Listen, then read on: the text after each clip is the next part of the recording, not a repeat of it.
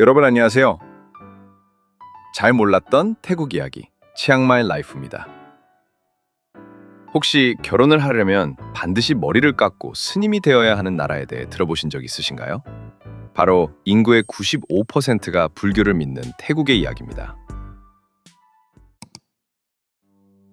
태국의 남성들은 일생에 단 한 번, 주로 20세가 되거나 결혼을 앞두고 사원에 들어가 일정 기간 승려로 생활하는 단기 출가라는 독특한 풍습을 거치는데요.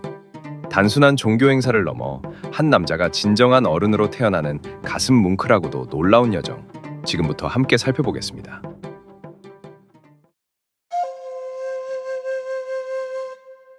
이 단기 출가의 전통은 무려 13세기 수코타이 왕조 시대까지 거슬러 올라갑니다.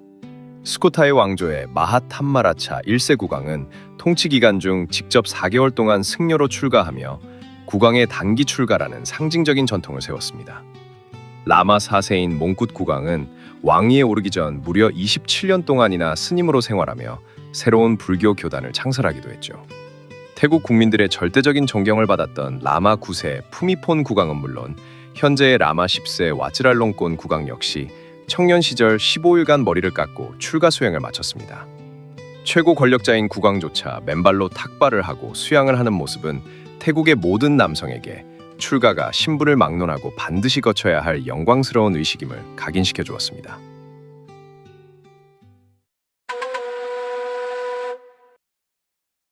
태국 사람들은 단기 출가를 다녀오지 않은 남성을 콘띠비라고 부릅니다. 띠은 과일이 덜 익어서 떨거나 조리되지 않은 날것을 뜻하는데요. 즉, 세속의 유혹에 쉽게 흔들리는 미성숙한 덜 익은 남자라는 뜻입니다.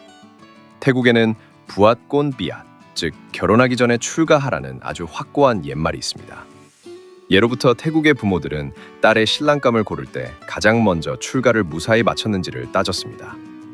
엄격한 규율과 고행을 견뎌내고 환속한 남성만이 비로소 푹 익어 성숙해졌다는 뜻의 콘쑥으로 인정받으며 이름 앞에 지혜로운 자라는 뜻의 피트라는 존칭을 평생 얻게 됩니다.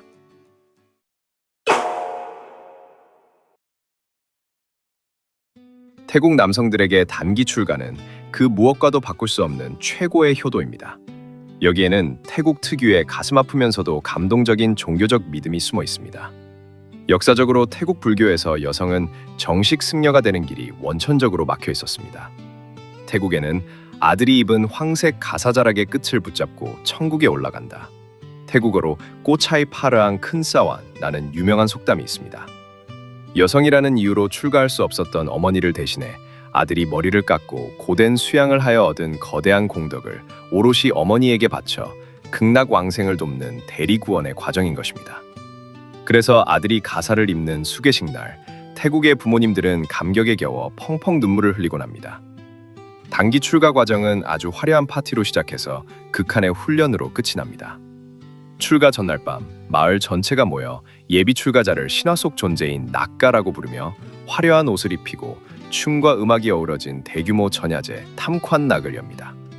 다음 날 세속적 허영심을 버린다는 의미로 머리카락과 눈썹을 완전히 삭발하며 엄숙한 스님의 길로 들어섭니다. 이후 주로 3개월 동안 새벽 닭발, 정오 이후 금식, 완전한 성적 금욕, 그리고 에어컨도 없는 방에서 맨바닥에 누워 자며 명상과 경전 공부에만 매진하는 혹독한 극기 훈련을 견뎌냅니다. 수백 년간 남성만의 전유물이었던 이 거룩한 전통에도 최근 놀라운 변화의 바람이 불고 있습니다. 과거 여성들은 머리를 깎고 흰옷을 입는 매치라는 수행자가 될 수는 있었지만 정부나 교단으로부터 정식 승려로 인정받지 못해 투표권이나 복지 혜택에서 소외되는 차별을 겪었습니다. 하지만 태국 최초의 여성 승려인 담만한다 스님이 2009년 역사상 처음으로 여성 일반인을 위한 사마네리 단기 출가 프로그램을 도입했습니다. 이후 1,400명이 넘는 여성들이 남성들과 똑같은 짙은 황색 가사를 입고 9일간의 단기 출가를 수료했습니다. 아들에게 기대지 않고 이제 딸들이 직접 가사를 입고 부모님을 위해 공덕을 쌓는 주체로 당당히 나서게 된 것입니다.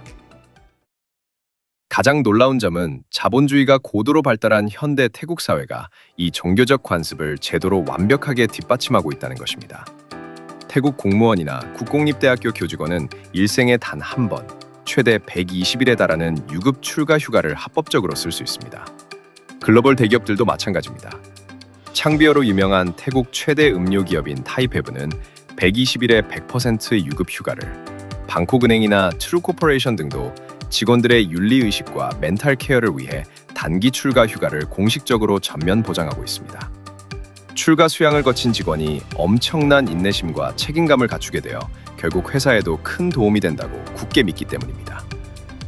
최근에는 청년들이 사원을 멀리하는 위기도 겪고 있지만 태국의 사원들은 여름방학 캠프 등을 통해 이 천년의 전통을 지켜내기 위해 고군분투하고 있습니다.